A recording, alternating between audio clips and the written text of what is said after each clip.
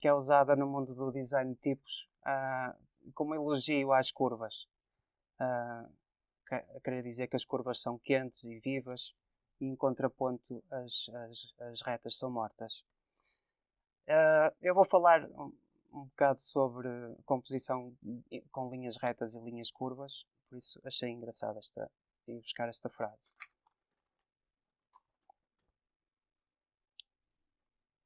A R-Typography, o Pedro já introduziu, mas é um estúdio de design de tipos.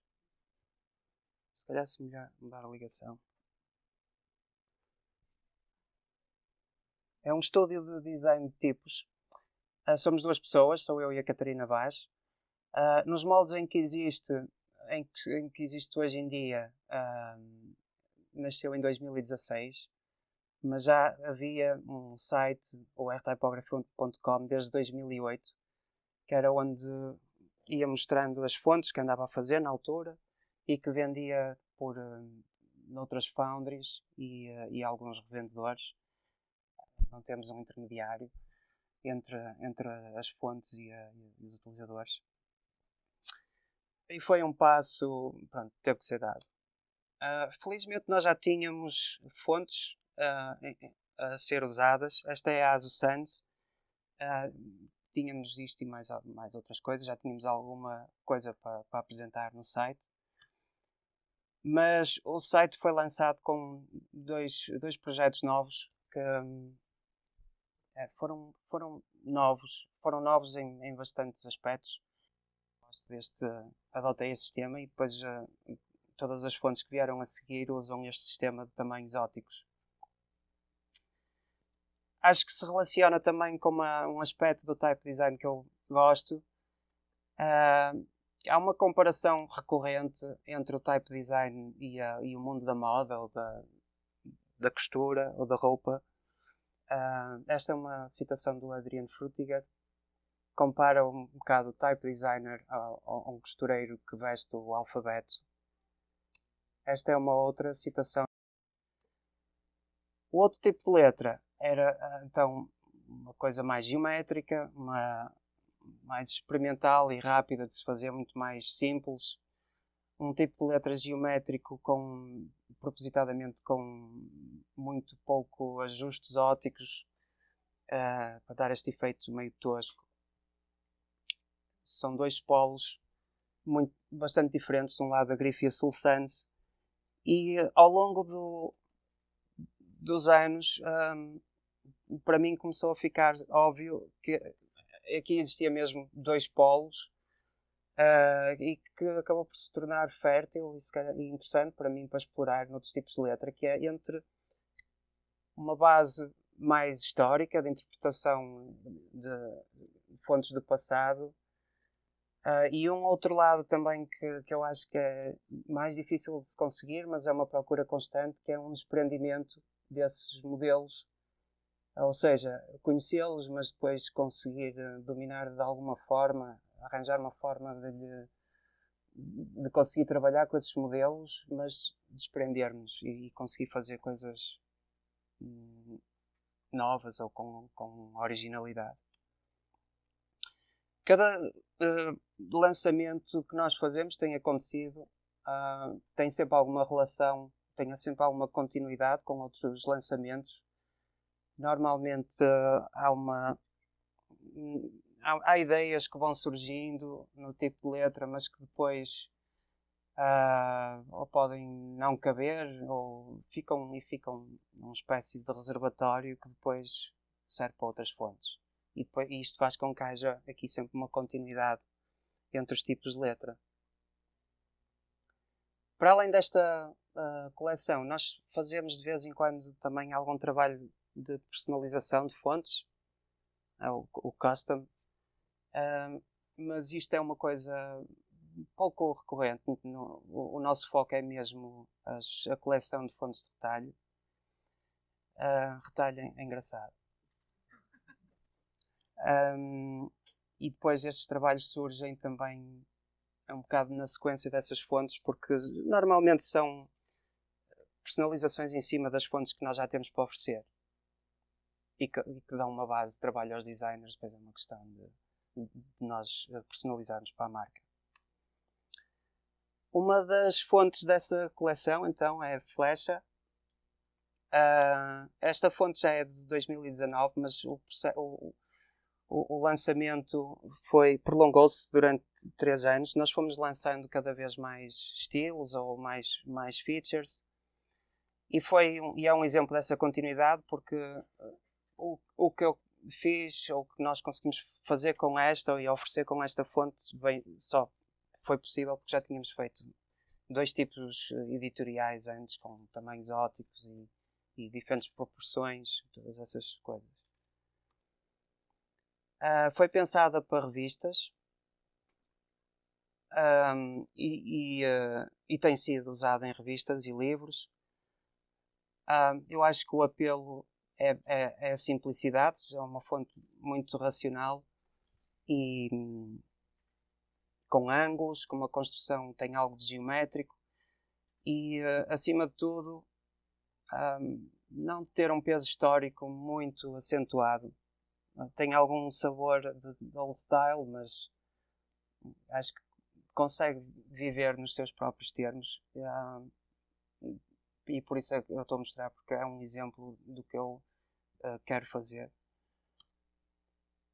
Surgiu inicialmente do meu interesse por esta letra, de um gravador alemão chamado Fleischmann, que trabalhou na Holanda com vários editores, mais tarde com a Esquedé, uma famosa empresa de impressão e fundição holandesa, também famosa por impressão de notas. E este tipo de letra eu acho interessante, não sei se é o que acha, é muito famoso, muito interessante em vários aspectos. Começa por ser uma fonte de transição, é um tipo de letra que sinaliza logo uma certa ruptura com as fontes do Renascimento, aquelas fontes de estilo Garamond e por aí fora. E já dá uma abertura para os tipos de letra modernos que surgiriam no final do século XVIII. E então acontece aqui muitas coisas, muitas misturas, coisas engraçadas. A mistura do stress da letra, às vezes é vertical, outras vezes é inclinado. As serifas já são retas e sem curva, sem curva a unir à haste principal. Tem uma altura X muito elevada. É uma fonte que tem imensas coisas para pegar e começar a brincar e estimula a fazer alguma coisa com ela. Eu na altura comecei a fazer alguns desenhos, a imitar um bocado a letra, a fazer uma espécie de caricatura, a ver as coisas todas que se passam. Existem estas famosas serifas em algumas das maiúsculas, que dão este ar bifurcado. As bolas, as terminações em bola, que é uma coisa recorrente no estilo barroco, uma coisa normal do estilo barroco. E depois comecei também a introduzir linhas retas, a tentar sintetizar algumas formas com retas. Isto porque está aqui uma influência do W.A. Duggan, que para mim é uma influência recorrente.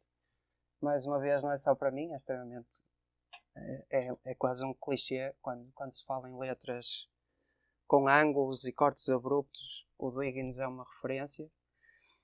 Ele é conhecido pela vitalidade das letras, pelos ângulos, pela expressividade. Ele era marionetista, para além de designer de livros e designer tipográfico.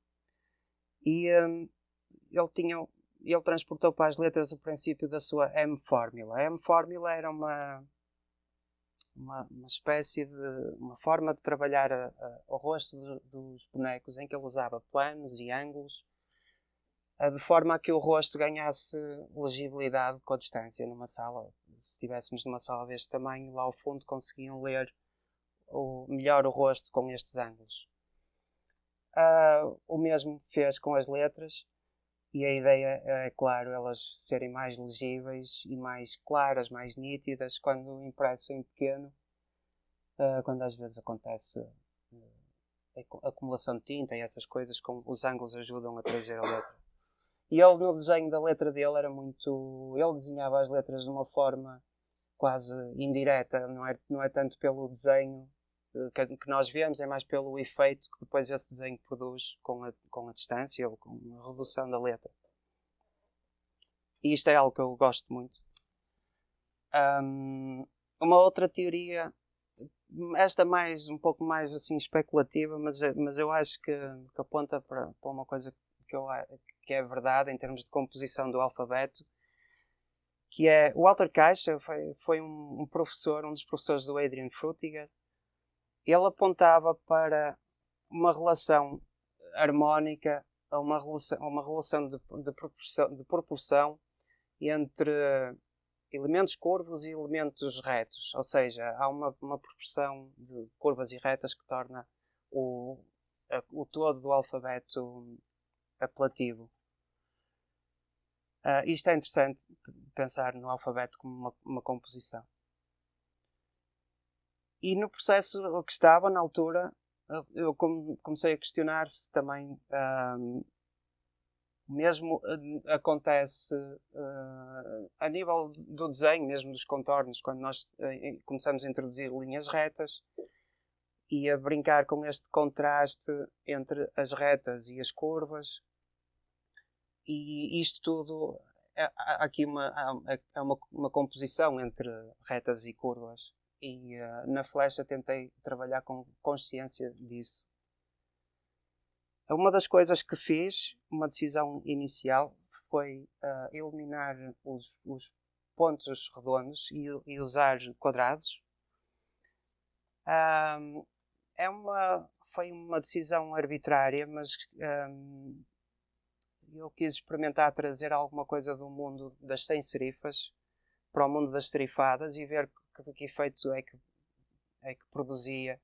E depois torna-se interessante levar essa coisa à letra e ver quais são os efeitos que produz noutros sítios que se calhar não estávamos à espera que produzisse estes efeitos. E eu gosto desta estratégia de criar uma série de regras arbitrárias e depois segui-las rigorosamente durante o processo, uma forma se calhar de chegar à originalidade, não é? De conseguir dar uma lógica interna e que a letra consiga valer pelos seus próprios pelos seus próprios meios, sem ser uma referência só a modelos históricos. E nisto há um jogo constante entre aquilo que é esperado, não é? Nós estamos a fazer tipos de letra que têm uma dimensão grande de coisas que são esperadas. É esperado que funcione e que as letras sejam legíveis, que tenham um certo estilo, dependendo da aplicação para que é pensada, mas é bom tentar ter consciência desses limites da convenção e depois tentar introduzir a surpresa, pontuar essa convencionalidade com elementos que são menos esperados. E isto obriga-nos sempre a uma constante pesagem das nossas decisões de design acerca de todos os detalhes. Pensamos, será que é demais? Será que isto é um bocadinho, estou a exagerar? Será que se vai perceber?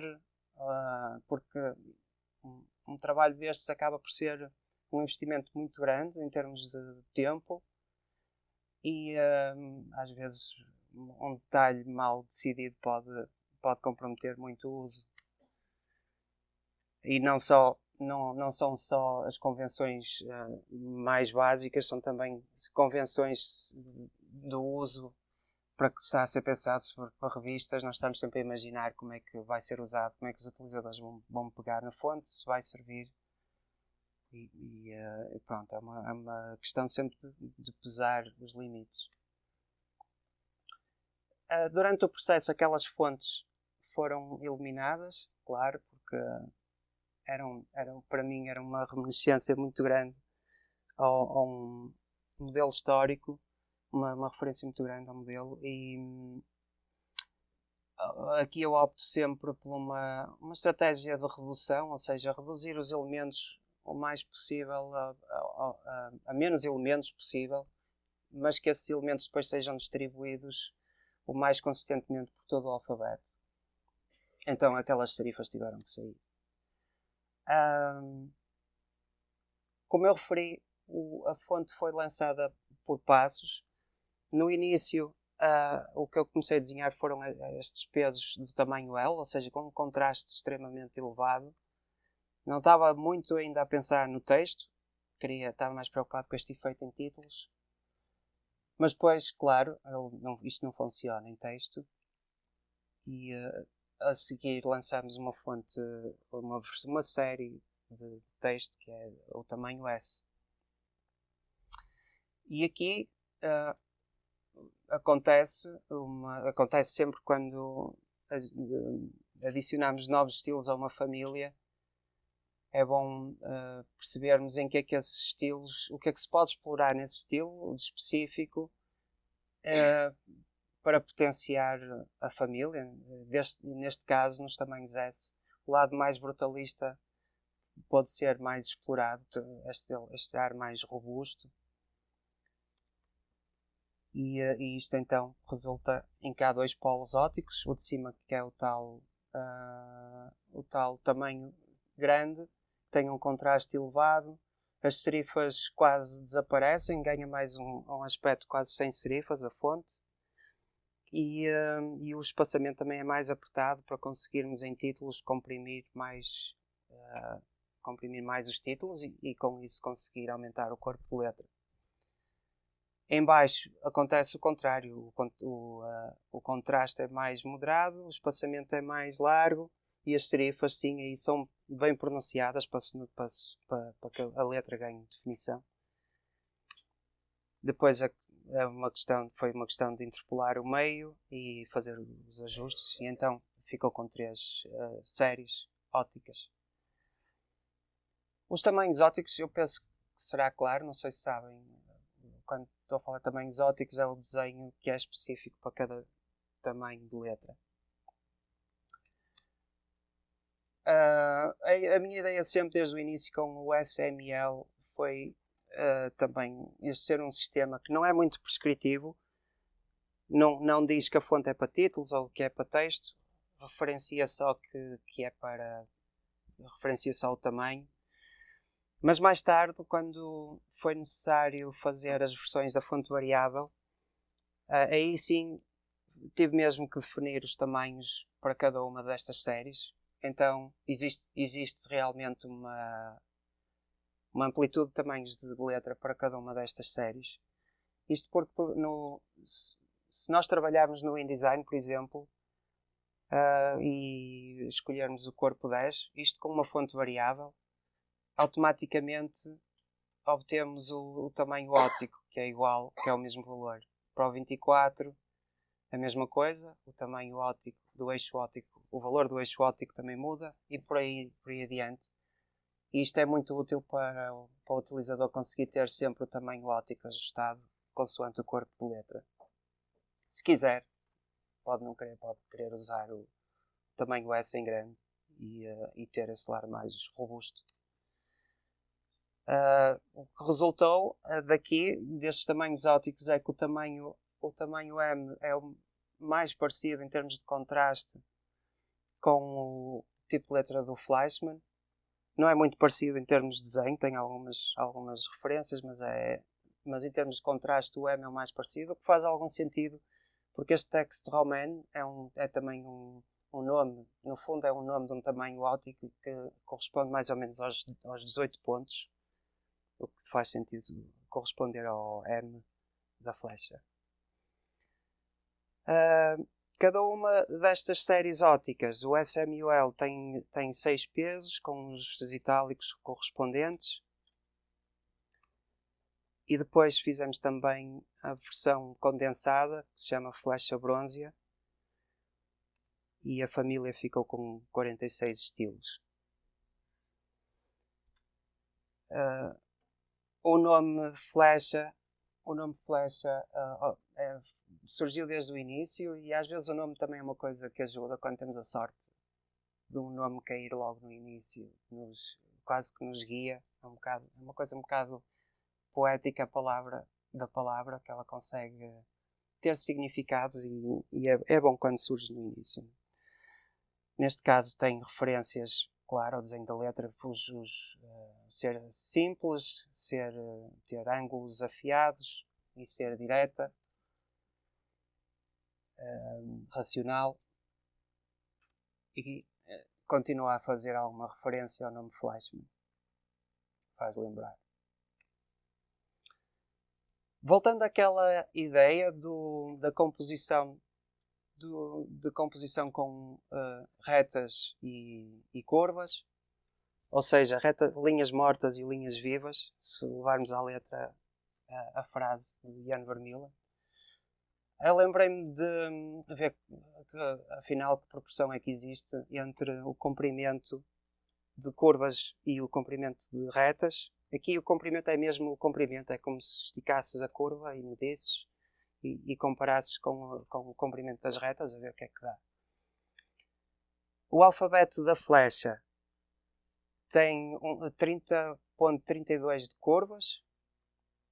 O resto é tudo retas, ou seja, está a 2/3 morta. E só para comparar, para termos uma referência com uma fonte mais convencional em termos do uso de curvas e retas, a Chassis, que é um tipo de letra no estilo Garamond, tem aquelas coisas todas que se espera nas serifas com curva em relação à haste. Muitos dos traços são também feitos com curvas, apesar de parecer retos, e pronto, isto tem quase 70% de curvas. Dá para comparar e perceber que a flecha tem muito menos, tem quase metade.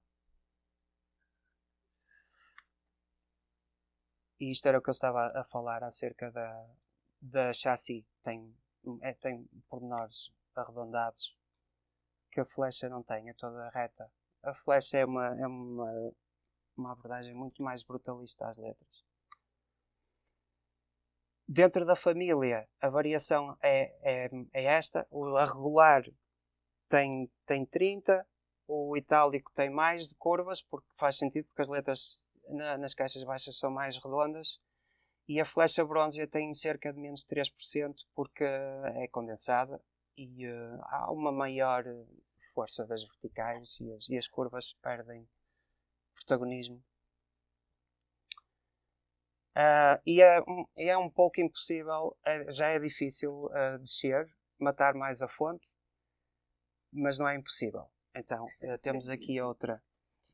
Esta vem na sequência também destes 3 tipos de letra que fiz antes. A Montriz é uma interpretação livre do estilo neoclássico ou letra moderna. O estilo neoclássico, a letra moderna, é normalmente atribuído à família Didot, mais em particular aos tipos abertos por Firmin Didot, no final do século XVIII. Durante mais ou menos o mesmo período, em Itália, Giambattista Bodoni fazia mais ou menos, abria tipos de letra com as mesmas características, ou seja, serifas finas, uma grande racionalidade de proporções, as letras, em que as letras se tornam mais uniformes em termos de largura, o contraste muito acentuado e o eixo totalmente vertical. Aqui o Fleischmann, um bocado vimos que às vezes punha um eixo vertical lá pelo meio. Aqui parecia que já estava a sinalizar o que ia acontecer aqui. Aqui isto é mesmo já radical. Mas, contudo, eu sempre achei a letra, o estilo moderno, um pouco estéril. E então eu aqui olhei mais, apoiei-me mais num tipo do Richard Austin, que era também um gravador inglês que abria tipos de letra para foundries escocesas. E isto é o chamado estilo Scotch Roman, que é um estilo que é claramente influenciado pelo Didot e pelo Bodoni, mas nunca chegou a ser tão radical em termos estilísticos, nunca chegou àquele contraste e às serifas totalmente retas, sem nenhuma transição. Tem sempre aqui alguma inspiração também das coisas inglesas, do Baskerville. E como eu também queria um tipo de letra para texto, eu estava, neste caso, já mais a pensar em livros do que revistas. Gostei mais deste, é mais simples, mais terra a terra, uma coisa mais funcional.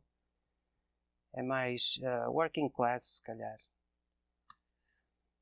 Mas isto, mais uma vez, o Dwiggins consegue explicar bem isto? Estamos a falhar. Se calhar. Trocar o quê? Eu vou experimentar trocar aqui a entrada.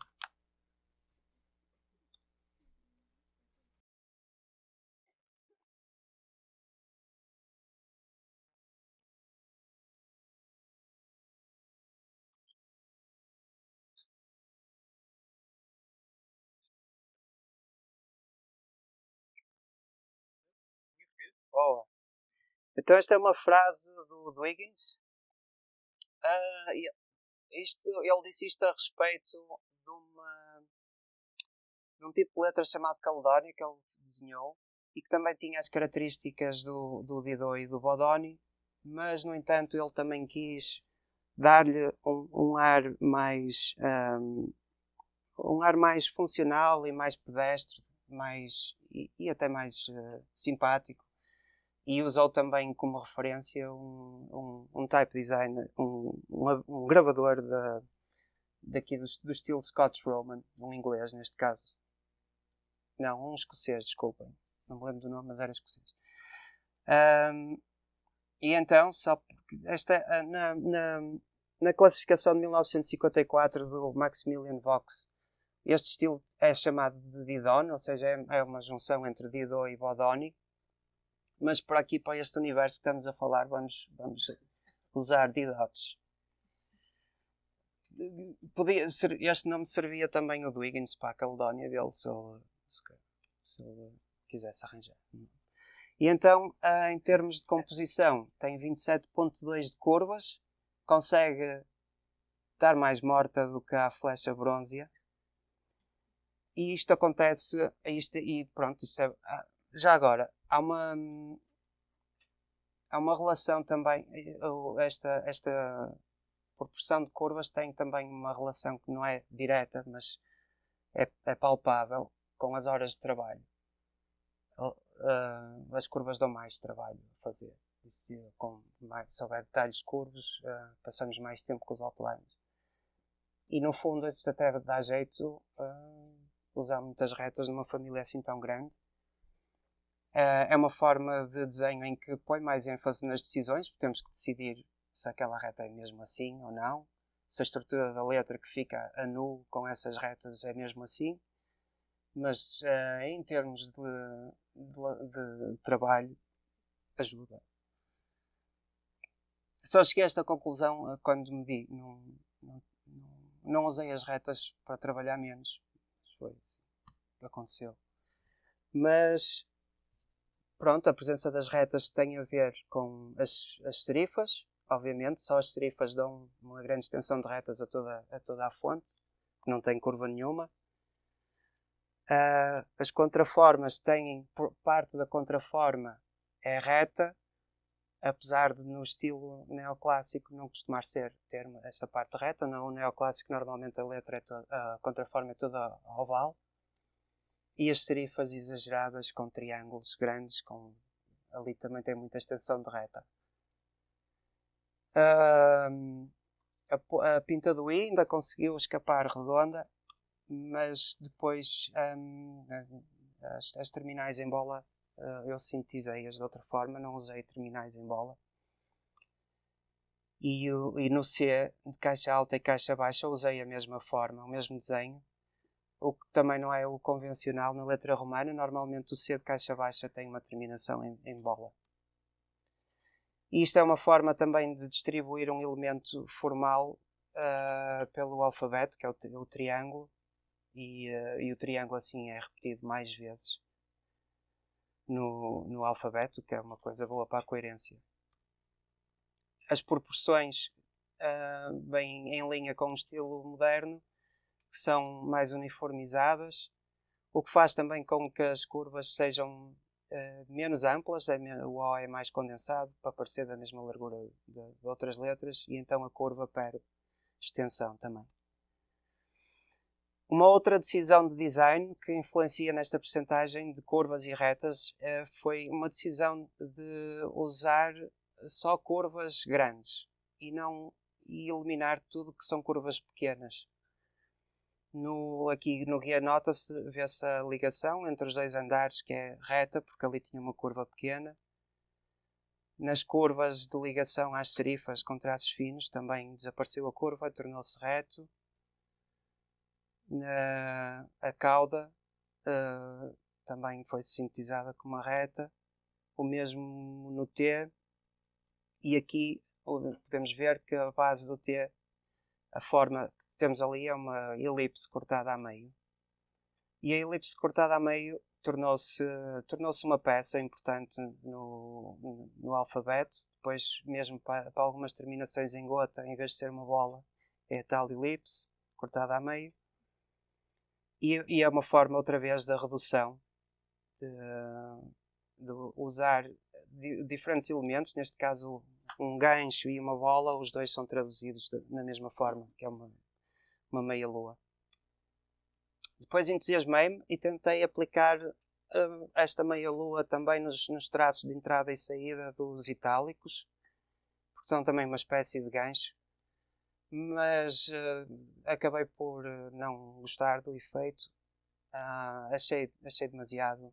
Lá está, foi uma daquelas decisões que estava entusiasmado com isto, mas depois achei que não servia, que ia ficar demasiado específico. E especialmente nos pesos mais leves, o tratamento estava a ser difícil desta forma, não funcionou. E então acabou por ser apenas uma linha de entrada e de saída, mais caligráfico, mais cursivo. Felizmente existiu mais sítios no itálico para conseguir aplicar formas inspiradas nessa meia-lua, ou a meia-lua, ou formas que são inspiradas na meia-lua. E nestes itálicos do estilo moderno há muitos sítios onde há gotas, terminações em gota, e essa gota pode ser feita com esta forma. Em tamanhos grandes, estes detalhes são todos bem visíveis, fazem parte do aspecto da letra, mas depois em tamanhos pequenos não são visíveis, não interferem. Também muitas destas coisas acontecem, muitas destas bolas e formas cortadas acontecem ao nível da baseline ou abaixo da baseline, e é um sítio, não sei, por alguma razão, se calhar nós não damos tanta atenção a essa zona, e acaba por não ser muito visível. E pode ter sido também uma forma de aplicar a M-fórmula, a tal M-fórmula do Huygens, ou seja, uma forma de dar clareza e definição, uma definição maior à letra em tamanhos pequenos. Esta é então a comparação da Montrice com o tal tipo de letra do Richard Austin. Tem um tratamento, claro, muito mais racional e mais radical, porque já põe aqui coisas que vindas do estilo do Didot, mas acho que ainda tem algum daquele ar meio livresco do tipo do Richard Austin. Este ar mais terra a terra, mais do dia a dia, se calhar. Família. foi feita com 6 masters. Estas primeiro 3 masters, isto são as 3 masters do tamanho S. E depois 3 masters do tamanho L. Foi necessário aqui haver a master regular, porque havia muita coisa para controlar no meio da interpolação, como por exemplo o tamanho das serifas. As serifas nunca saíam assim tão grandes se não tivessem ali uma master com as serifas grandes, porque ao interpolar do bold para o light elas iam sair mais pequeninas e eu queria puxar por elas. Depois o resto da família é tudo interpolação entre as 6 masters. E lá está, numa família destas dimensões, que totaliza 36 fontes, dá jeito de trabalhar com muitas linhas retas. E uma particularidade de trabalhar com linhas retas e curvas é que as curvas têm sempre um início e um fim. Nós estamos a desenhar uma curva, mas ela começa num ponto, acaba noutro ponto e acabou a curva. Ou então tem uma interseção com outra reta e por aí fora. Mas isto não acontece, nada disto acontece quando a fonte está toda viva. Ou seja, é toda feita de curvas e sem nenhum ângulo e sem nenhuma reta. Esta é um tipo de letra chamado ramboia e vem na sequência da tal chassi. A ramboia também tem uma matriz escondida no meio destas curvas todas, também de Garamond. É desenhada toda só com curvas, como já expliquei. E uma particularidade, isto aqui é a grande diferença entre isto e as letras que nós tivemos a ver antes, é que a curva aqui nunca tem fim, na verdade. Nós estamos a desenhar a curva vai por ali fora, muda de direção, faz uma inflexão, e na verdade, quando uma curva acaba é um bocado um alívio, porque a curva está resolvida. Mas quando ela não acaba, está sempre a dar a volta.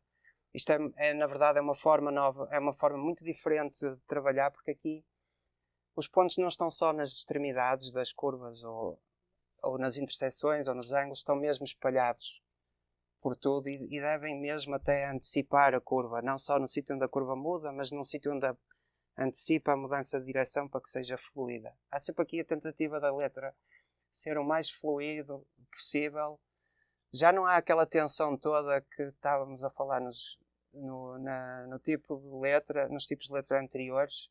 Aquela tensão que existe entre o arco e a reta, como num arco de uma flecha, em que uma coisa é extremamente esticada e outra é curva. Aqui é tudo relaxado, é tudo livre. A primeira referência que nos vem à cabeça é esta, é Cooper Black, do Oswald Cooper. É um tipo de letra também, todo arredondado, mas não é esta a minha base.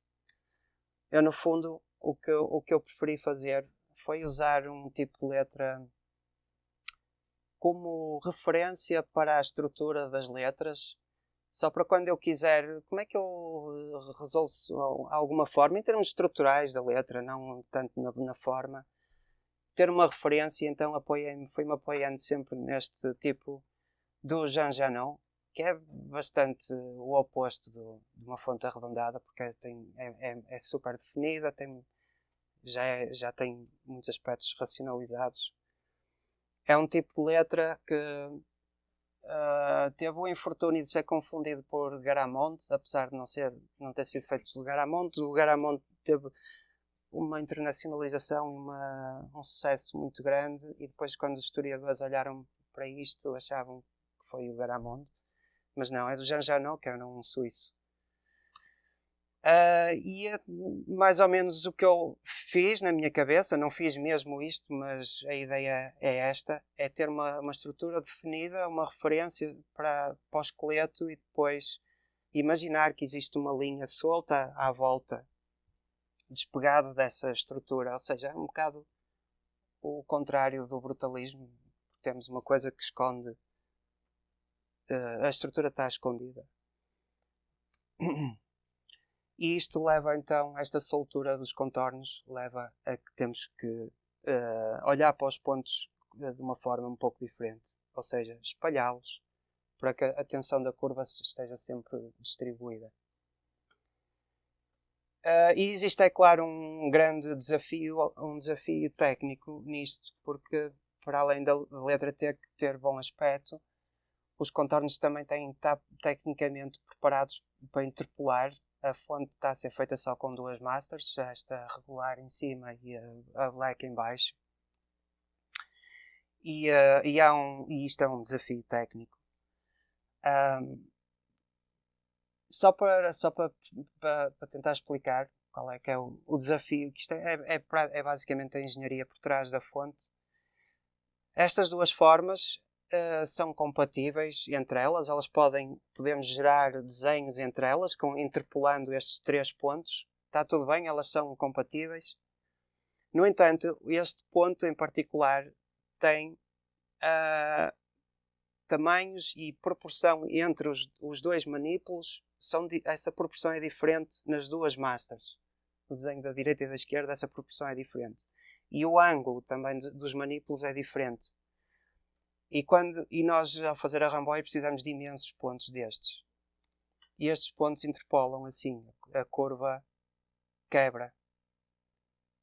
Porque os manipulos ganham ângulos diferentes. E então toda esta ideia de fluidez da linha aqui perde-se. Mas isto não acontece quando os handles estão preparados para isto. Aqui neste caso os handles têm a mesma proporção nas duas massas, porque são os dois iguais para os dois lados. Ou então, nas duas masters têm esta proporção, neste caso um dos lados é o dobro do outro manipulo, e isto interpola sempre com a curva fluida. Então, o que aconteceu foi, para a produção da fonte, usei 4 tipos de pontos em todo. Em todos os pontos que têm manipulos oblíquos, porque os outros pontos que são extremos, os horizontais e os verticais, não precisam disto, porque os manipulos são sempre ou verticais ou horizontais, nunca partem. Então, há um ponto que eu chamo de helicóptero, que tem as medidas dos manipulos iguais, e depois um tem o dobro, no outro ponto tem o triplo e o quarto. Isto é muito mais fácil de controlar a qualidade da interpolação durante o próprio desenho, porque já estamos a prever todas estas quebras. Eu vou chegar ao fim e não vou precisar de conferir como é que saem as interpolações.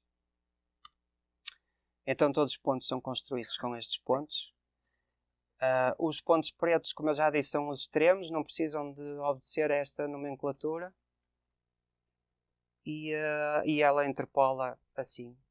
Os pontos mantêm-se, tudo que é ponto vermelho mantém-se com os manipulos simétricos durante toda a interpolação e não há problema nenhum nas interpolações.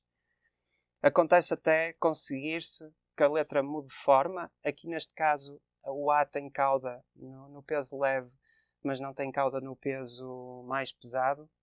Acontece isto nas letras quase todas, porque a black é quase uma sem serifas. As serifas ficam tão arredondadas que quase desaparecem. Isto é difícil de interpolar se não for de uma forma assim controlada.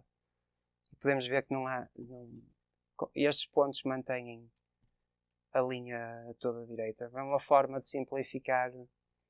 Já que aqui não tenho retas para avançar trabalho, consegue-se com estas mini retas que não vemos, que são os manipulos. Esta tal, em termos de definição, a letra perde muito por causa desta tal soltura e arredondamento dos contornos, faz com que a letra, obviamente, perca detalhe, não é? E então há formas que são mesmo reduzidas a uma elipse. Aqui as contraformas do itálico são praticamente uma elipse geométrica, não tem quase mais detalhe para além de uma elipse. E quanto mais a forma diminui, mais ela perde definição. No A, por exemplo, também é uma elipse, o A da romana. E quando o peso diminui, então a definição vai mesmo toda ao ar e fica só uma bola. Mesmo em termos estruturais, a razão pela qual eu usei já não é esta, é que a estrutura das letras é muito expressiva em termos estruturais. A letra tem traços gerais fortes, tem posturas marcantes, e é bom para quando estamos a trabalhar com contornos que não são assim tão marcantes, tem uma estrutura forte por baixo. Mas podemos ver aqui que com o aumento do peso, essas linhas estruturais perdem completamente a força, porque aqui estamos mais preocupados com a distribuição do preto ao longo do espaço e então a estrutura perde influência na letra. A família está a ser ainda desenvolvida, tem 10 estilos no total, 5 pesos, e lá está, é um ponto de viragem em relação às fontes que mostrei antes, que eu estava a fazer um esforço em usar na composição de retas e curvas, e aqui é tudo linhas curvas, e para voltar à frase do Jan Vermeulen, é tudo linhas vivas, para ter um final feliz. Obrigado.